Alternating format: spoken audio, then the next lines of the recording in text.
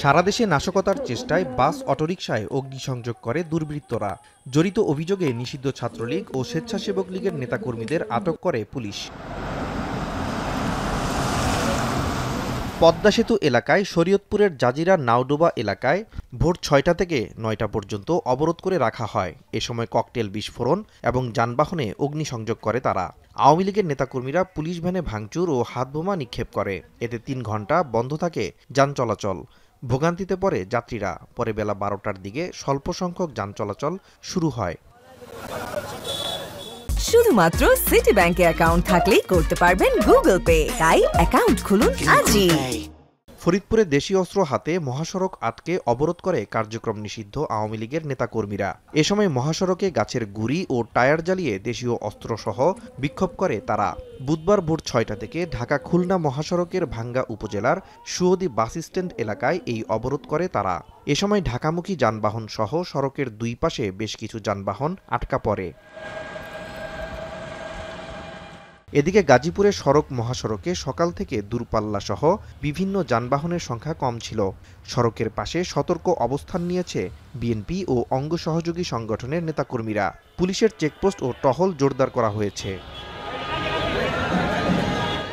বুধবার রাতে ঢাকা চট্টগ্রাম মহাসড়কের ফেনীর মহিপালের পল্লী বিদ্যুৎ অফিস সংলগ্ন এলাকায় দাঁড়িয়ে থাকা একটি বাসে অগ্নিসংযোগের ঘটনা ঘটে। তাৎক্ষণিক ঘটনাস্থলে ছুটে যায় সেনাবাহিনী, পুলিশ ও জেলা প্রশাসক। নাশকতা প্রতিরোধে কঠোর অবস্থানের কথা জানান তারা। একইভাবে ঢাকা টাঙ্গাইল মহাসড়কের বাসাইলের বাউইখোলা এলাকায় যাত্রীবাহী বাসে আগুন দেয় দুর্বৃত্তরা। নারায়ণগঞ্জের জালকুড়ি এলাকায় যুব উন্নয়ন অধিদপ্তরের কার্যালয়ের সামনে সিএনজিতে অগ্নিসংযোগ করে দুর্বৃত্তরা। রাতের এই ঘটনায় স্থানীয়দের আতঙ্ক বাড়ে।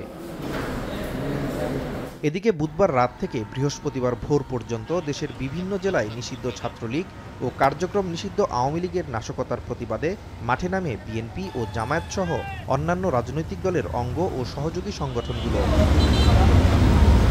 সকালে সাভারে বিক্ষোভ মিছিল বের করে ছাত্র শিবির ও জামায়াত ইসলামী। ঢাকা আরিচা মহাসড়কের বিভিন্ন এলাকা প্রদক্ষিণ করে। এ সময় আওয়ামী লীগ নিষিদ্ধের দাবিতে স্লোগান দেন তারা। একই দাবিতে বিক্ষোভ মিছিল করে যুবদল। মোটর শোডাউন করে বিক্ষোভ করেন তারা। এ সময় নাশকতাকারীদের গ্রেপ্তার করে আইনের আওতায় আনার দাবি জানানো হয়। এছাড়া চট্টগ্রাম, খুলনা, রাজশাহী ও সিলেট সহ সারা দেশে টহল জোরদার করেছে সেনাবাহিনী সহ আইনশৃঙ্খলা রক্ষাকারী বাহিনী। সড়ক মহাসড়কে চেকপোস্ট বসিয়ে চালানো হয় তল্লাশি। নাজমুস সাকিব, সামি, এখন।